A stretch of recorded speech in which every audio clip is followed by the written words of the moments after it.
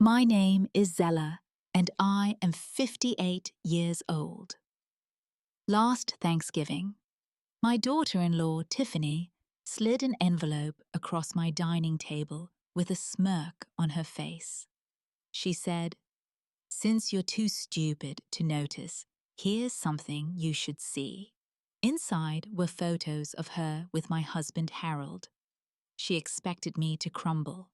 She expected tears and screaming. But what she did not know was that I had been waiting for this exact moment for 8 months. I calmly reached for my phone. What she saw next changed everything. Before I tell you what was on my phone, I would love to know where you are watching from today. Drop your location in the comments below. And if you enjoy stories about justice and strength, please hit that like button and subscribe to the channel. Trust me, you are going to want to hear how this all unfolded. But to understand that moment at the dinner table, I need to take you back to the very beginning, to the life I built and the cracks I failed to see. I grew up in a small town in Ohio, the kind of place where everybody knew your name and your business. My father was a mechanic with grease-stained hands and a heart of gold. My mother taught third grade at the local elementary school for 32 years. We did not have much money, but we had love, and that was enough. I met Harold when I was 22 years old. It was at a church fundraiser, one of those summer picnics where the whole community came together. He was tall, confident, and charming. He came from a wealthy family on the other side of town, the kind of family that had a name people recognized. I was just a girl with dreams of becoming a nurse. But when Harold looked at me, I felt like I was the only person in the world. We dated for a year, and then he proposed. I said yes, without hesitation. My mother warned me that marrying into money does not guarantee happiness. My father just wanted me to be sure, but I was young and in love, and I believed that love would be enough. After we married, I gave up my nursing dreams to support Harold's career. He climbed the corporate ladder quickly, and with each promotion came a new city, a new house, a new life to build from scratch. In 35 years of marriage, we moved 14 times. 14 different houses. 14 times I packed up our belongings, said goodbye to friends I had just made, and started over in a place where I knew no one. I did it all without complaint, because I believed in us. I believed in the life we were building together. Harold was rarely home. He worked late nights, traveled constantly, and missed most of the important moments. But I told myself that his sacrifices were for our family, for our future. I never questioned it. I never questioned him. Our son Marcus came along 3 years into our marriage. He was a quiet, sensitive boy, with his father's dark hair and my blue eyes. From the moment he was born, he was my entire world. Harold was not around much during those early years, so Marcus and I formed a bond that nothing could break. I was his mother, his friend, his constant. But Marcus always craved his father's approval. He would show Harold his report cards, his sports trophies, his school projects, hoping for a word of praise. Most of the time, Harold would glance up from his newspaper nod and go back to reading. It was never enough.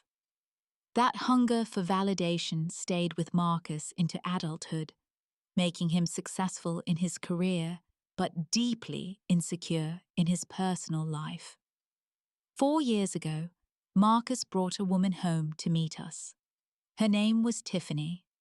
She was 25 at the time, beautiful in a polished way, with perfect makeup and designer clothes that seemed out of place for a waitress.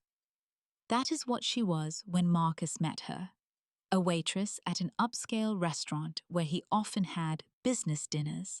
From the first moment I saw her, something felt off. I could not explain it then, and I tried to dismiss it as a mother's overprotectiveness. But there were signs I should have paid attention to. Tiffany asked a lot of questions about our family. Not the normal getting to know you questions, but specific ones about Harold's company, our investments, the value of our home. She laughed too loudly at Harold's jokes, touched his arm when she spoke to him, and seemed more interested in impressing my husband than my son. I told myself I was being paranoid. Marcus was happy, and that was what mattered. They got engaged after 8 months and married in a lavish ceremony that Harold and I paid for entirely. Tiffany quit her job the week after the wedding. She said she wanted to focus on being a good wife, but she never cooked, never cleaned, and spent most of her time shopping with Marcus's credit cards. I should have said something. I should have trusted my instincts. But I wanted my son to be happy, and I wanted to believe that Tiffany loved him the way he deserved to be loved. That was my first mistake. 8 months before that Thanksgiving dinner, on a Tuesday afternoon in March, my life changed forever. Harold was supposed to be at a golf tournament with his buddies, a regular thing he did every few weeks. I had spent the morning volunteering at the local library, helping with the literacy program I had been part of for years. I came home earlier than planned because the afternoon session was cancelled. As I pulled into our driveway, I noticed a car I recognized. It was Tiffany's white SUV, parked near the garage. I thought nothing of it at first. Maybe she was stopping by to pick something up. Or maybe she wanted to surprise me with a visit. I entered through the back door, the one that leads into the kitchen. I was quiet, thinking I might surprise her instead.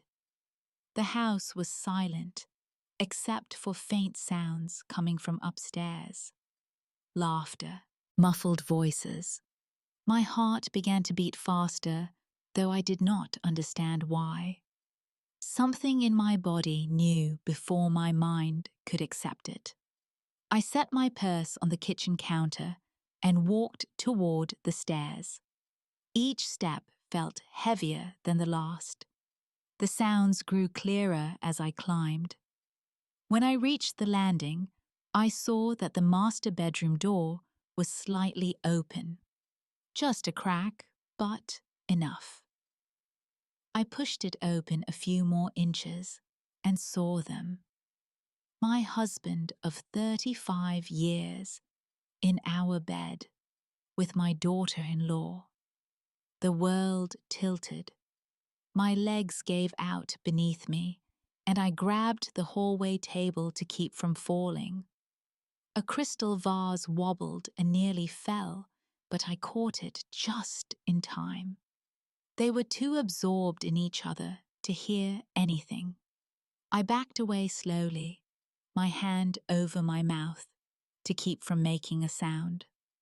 I walked down the stairs in a daze, grabbed my purse from the kitchen, and drove away. I did not know where I was going. I just drove until I found a park, pulled into the empty lot, and sat there. For 3 hours, I did not move. I did not cry. I did not scream. I just sat there staring at nothing, trying to make sense of what I had seen. 35 years of marriage, 14 moves, countless sacrifices. And this was what it came to. When I finally picked up my phone, I called the only person I trusted completely, my best friend Patricia. She answered on the second ring, and the moment I heard her voice, the tears came. I could barely speak through the sobs, but Patricia understood enough. She drove to that park and found me sitting in my car like a ghost. She did not ask questions. She just climbed into the passenger seat, took my hand, and let me cry until I had nothing left. When I finally stopped, Patricia looked at me with steady eyes and said something I will never forget. Do not react. Think. Plan. Those 4 words changed everything. That night, I went home. Harold arrived at 6 o'clock, kissed my cheek like he did every evening, and asked what was for dinner. I watched him lie without effort, without hesitation. I realized then that this was not new. A man does not become that smooth at deception overnight. He had been doing this for a long time. I cooked dinner, I smiled, I asked about his golf game, and inside, something shifted. The woman who would have cried and begged for an explanation was gone. In her place was someone new, someone who refused to be a victim. That night, while Harold snored beside me, I lay awake staring at the ceiling. I made a promise to myself. I would uncover the full truth. I would prepare myself completely, and when the time was right, I would make them both face the consequences of their betrayal, not out of revenge, out of self-respect.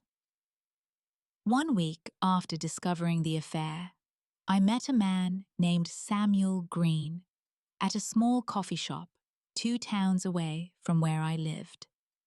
Patricia's cousin had recommended him. Samuel was a private investigator in his mid-50s, a former police detective with a reputation for discretion and thoroughness. I told him what I needed: full documentation of the affair, a timeline of when it started, any evidence of financial motivations. I wanted to know everything. Samuel looked at me with serious eyes and said, "What I find might hurt more than what you already know. Are you sure you want this?" I told him I needed the truth, all of it, no matter how painful. He nodded and took the case. I paid him from a personal savings account that Harold did not know about money. I had been setting aside for years from birthday gifts and small inheritances. It was enough to cover several months of investigation. Over the next 2 months, Samuel delivered weekly reports. Each one added another piece to the puzzle, and each one broke my heart a little more. The affair had not started recently. It had been going on for over 2 years, beginning just 6 months after Tiffany married Marcus. 2 years of lies. 2 years of my husband sleeping with my son's wife while I cooked their dinners and celebrated their anniversaries. Samuel provided evidence that could not be disputed. Hotel receipts from afternoons when Harold claimed to be at meetings. Text messages retrieved from a phone Harold had discarded, thinking no one would ever find it. Photographs taken by Samuel himself, showing the 2 of them entering and leaving a downtown hotel. But the most disturbing discovery was not about the affair itself. It was about Tiffany's intentions. Samuel found records showing that Tiffany had been researching Harold's net worth months before she even met Marcus. She had searched for information about his company, his properties, his investments. She had targeted our family deliberately. Marcus was never the goal. He was just the entry point. And then Samuel showed me the messages. Text conversations between Tiffany and her sister, recovered from a cloud backup. The old man is wrapped around my finger. One message read, "Once I get him to leave his wife, I will have everything." Another said, "Marcus is boring, but he serves his purpose. His father is the real prize." Tiffany's plan was clear. She would manipulate Harold into leaving me. Then she would marry him, and eventually she would divorce him and take half of everything he owned. Our family was nothing but a business opportunity to her. When I read those messages, my heart broke again. Not for myself this time, but for my son. Marcus had married a woman who had never loved him. He was just a stepping stone in her scheme. Armed with this information, I visited an attorney named Daniel Whitmore. He specialized in high-asset divorces and came highly recommended. I showed him everything Samuel had found.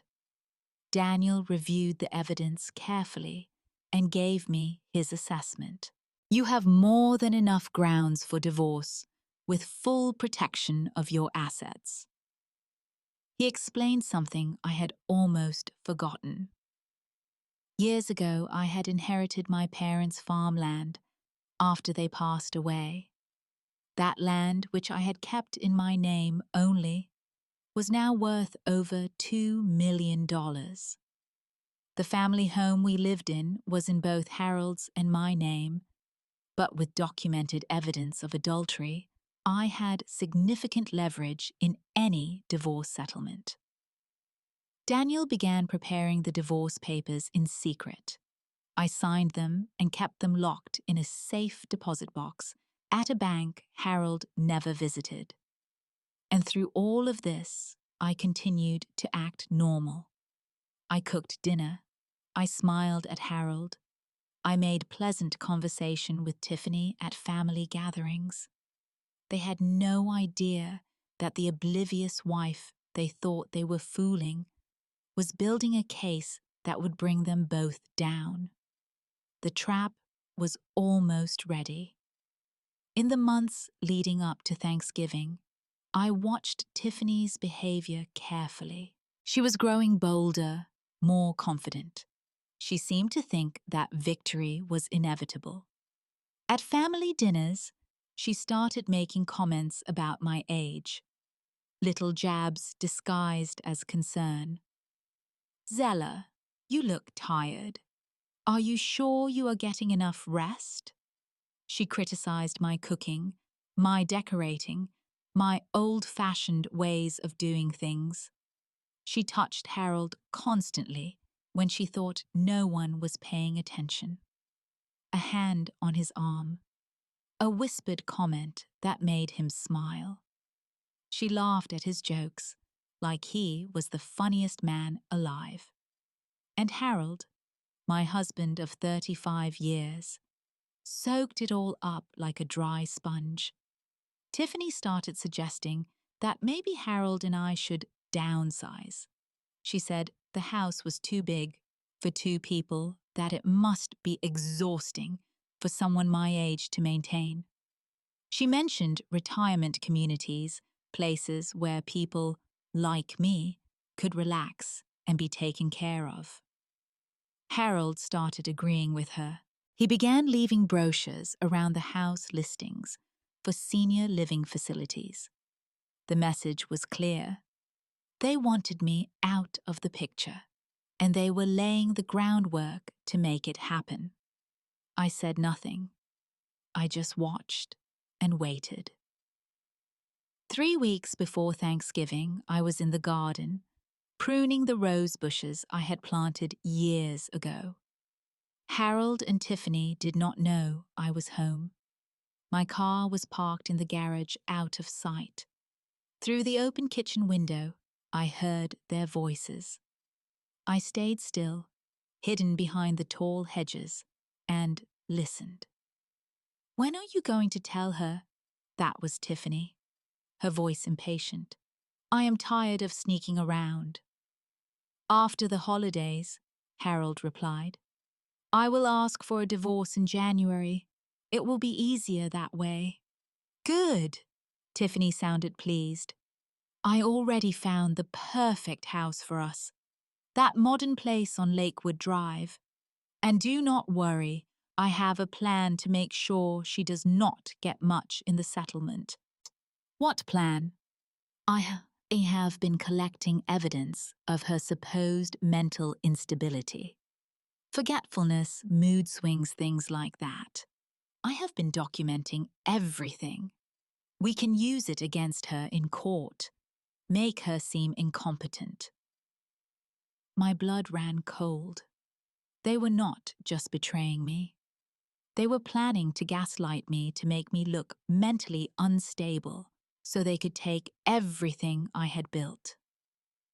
That night, I accelerated my timeline. I met with Daniel Whitmore again and finalized the divorce papers.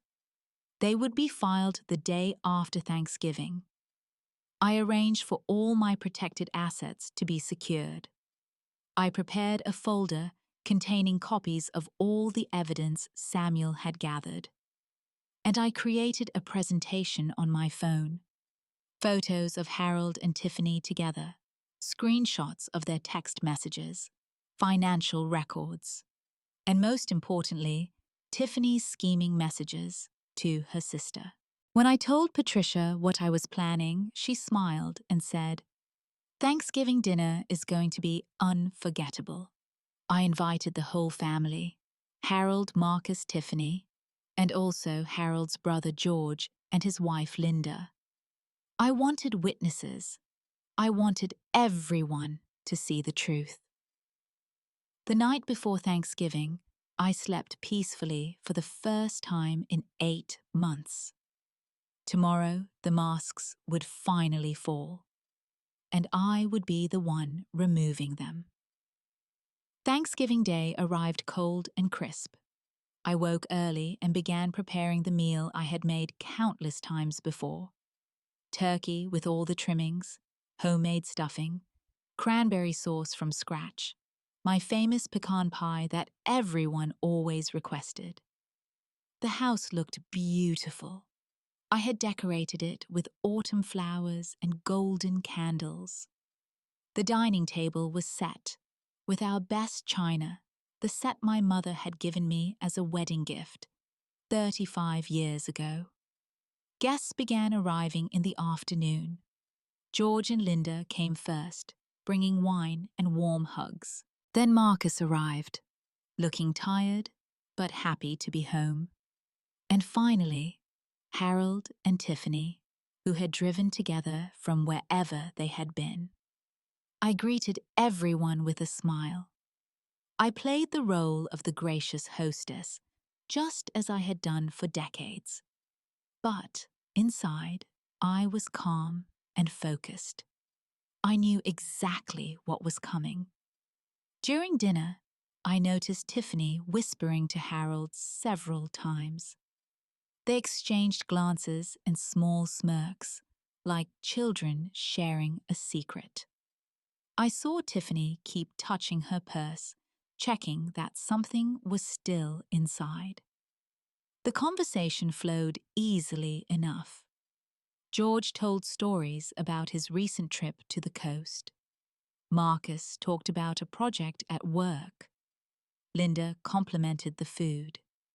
Harold was unusually quiet, avoiding my eyes whenever I looked his direction.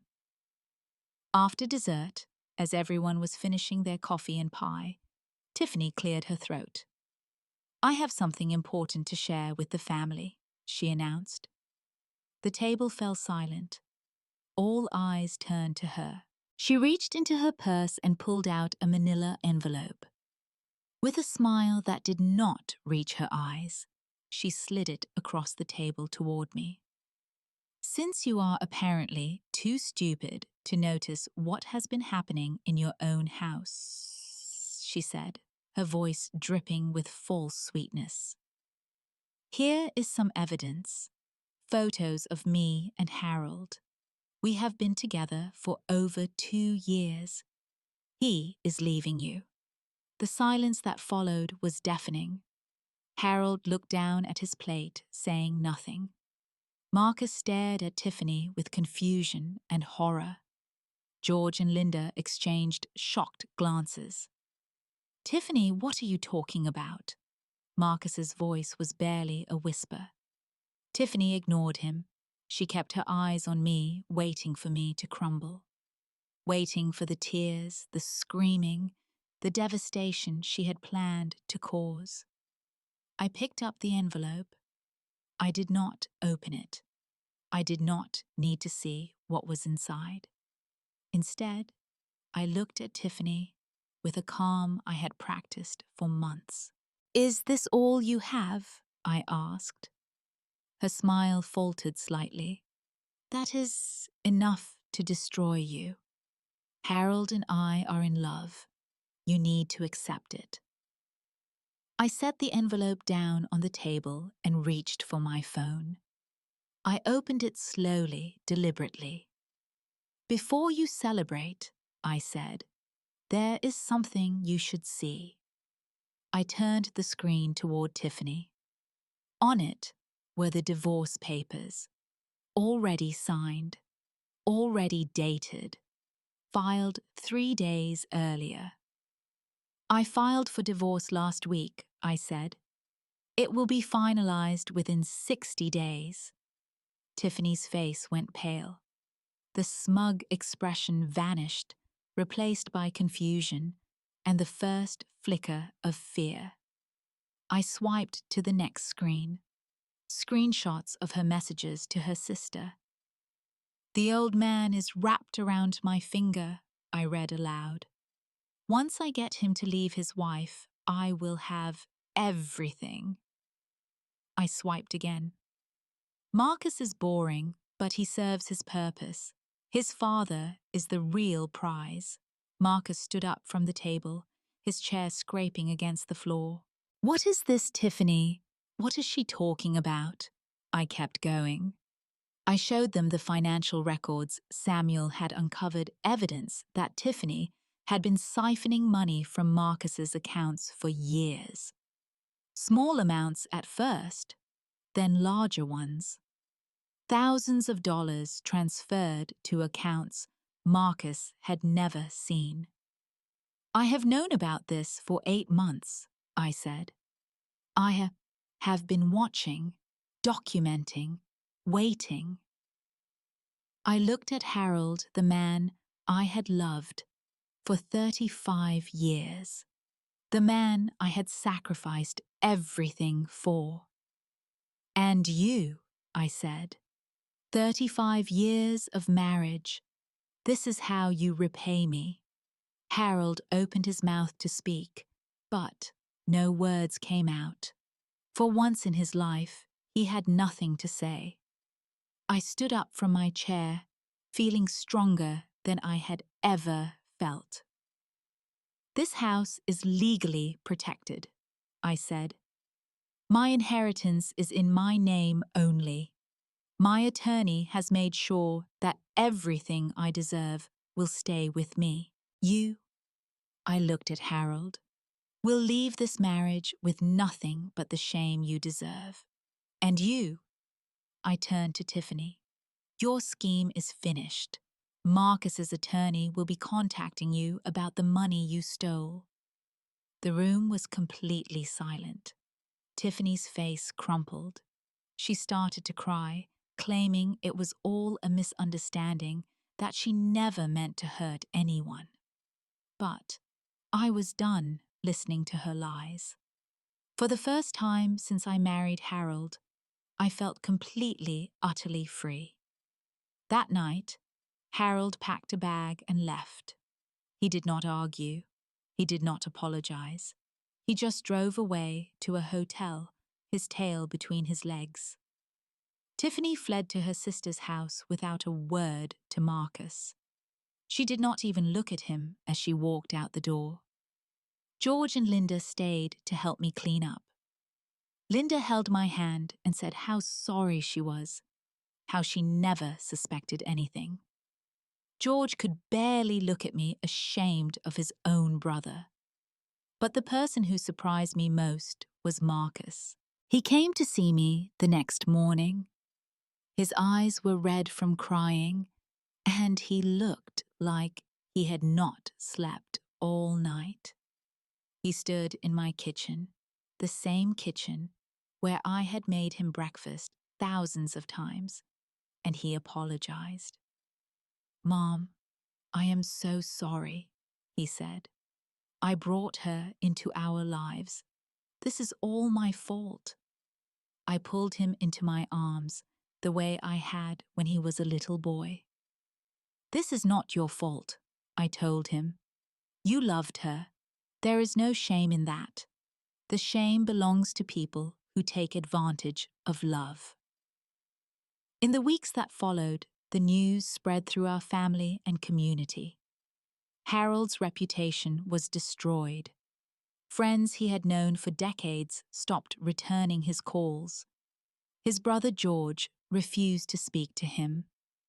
Tiffany's scheme was exposed fully when Marcus filed for divorce. His attorney discovered that she had done this before targeted another family in a different state using the same tactics. She was a professional con artist, and Marcus had been her latest victim. My divorce from Harold was finalized in 53 days. True to Daniel's prediction, I kept the house my inheritance and received a portion of Harold's retirement fund. The settlement was fair, and I was satisfied. Harold moved to another state to escape the whispers and stares. I heard later that he was living in a small apartment alone. I felt nothing when I heard that. Not anger, not satisfaction, just indifference. Tiffany's divorce from Marcus was contentious. She fought for money she did not deserve, but in the end, she received nothing. The court ordered her to repay the funds she had stolen. Last I heard, she had moved in with her sister permanently. Her grand plans turned to dust. Patricia threw me what she called a freedom party. Just a small gathering of close friends, but it meant more to me than any celebration in my life. We laughed, we cried, and we toasted to new beginnings. Standing in my kitchen alone for the first time in 35 years, I expected to feel lonely. Instead, I felt something I had not felt in decades.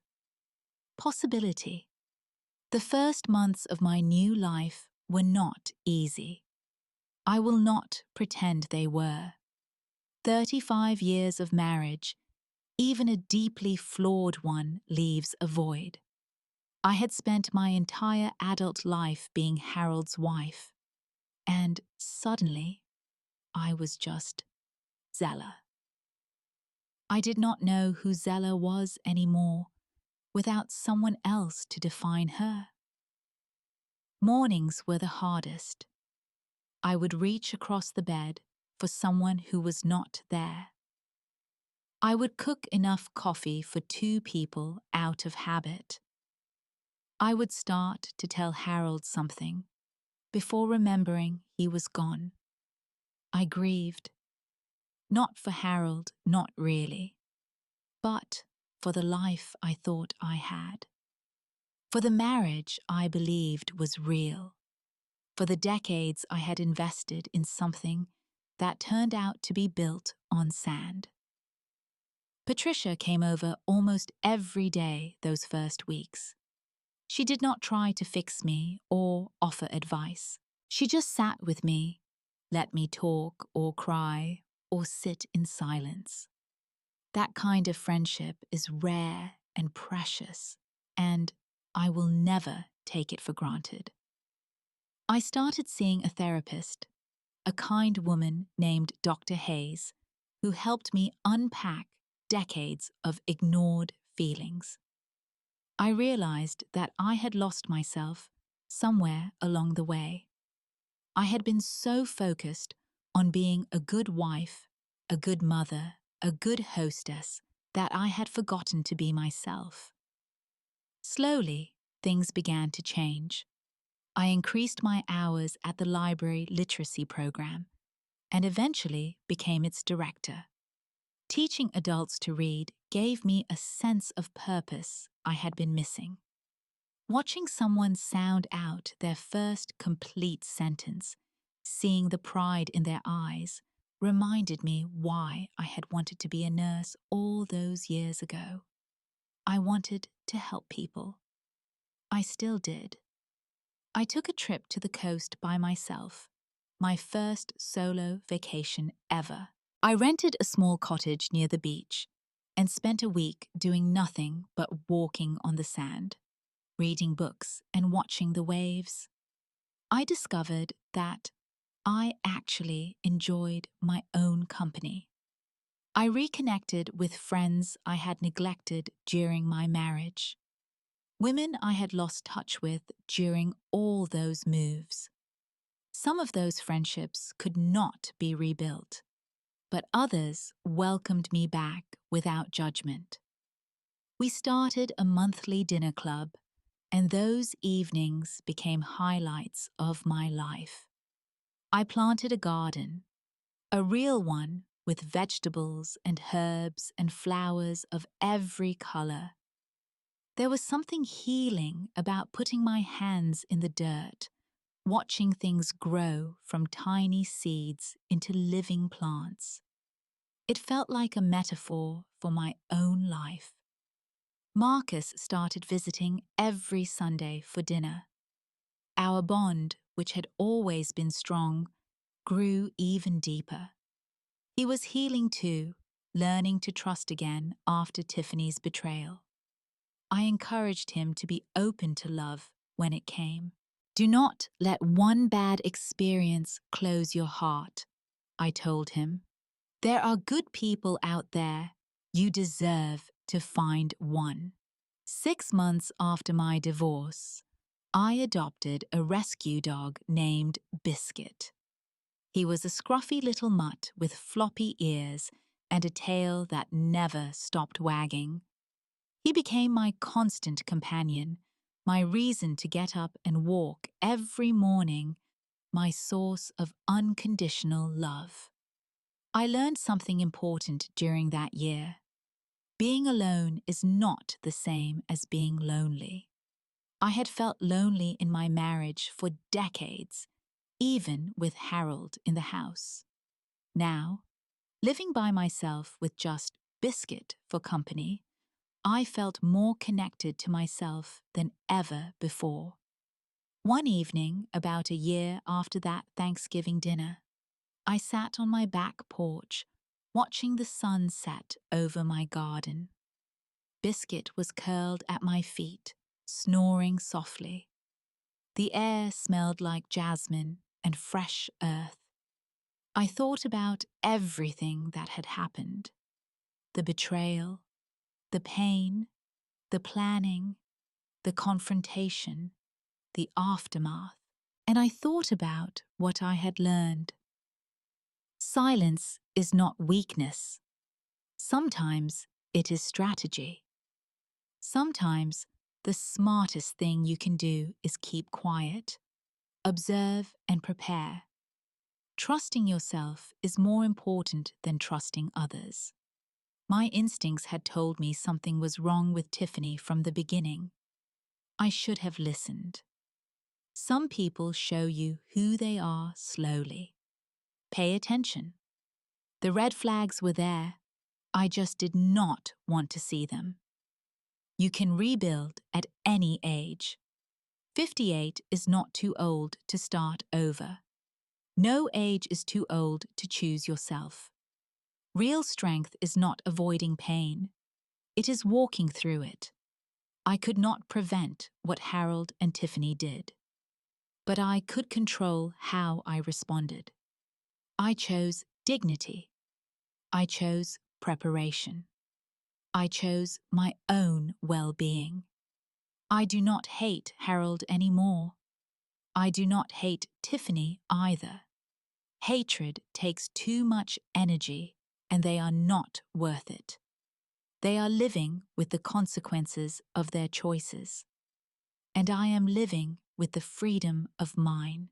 That envelope was meant to destroy me. Tiffany handed it to me expecting to watch me fall apart. Instead, it set me free.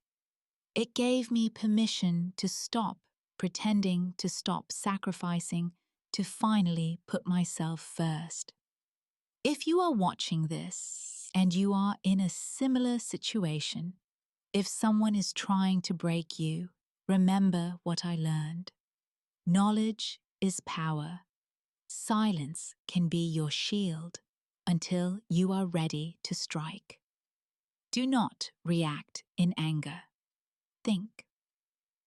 Plan. Protect yourself. And no matter how old you are, no matter how many years you have invested in something that turned out to be wrong, it is never too late to choose yourself.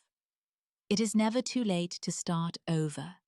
It is never too late to find happiness on your own terms. Now, I have a question for you. Have you ever had a moment when everything changed?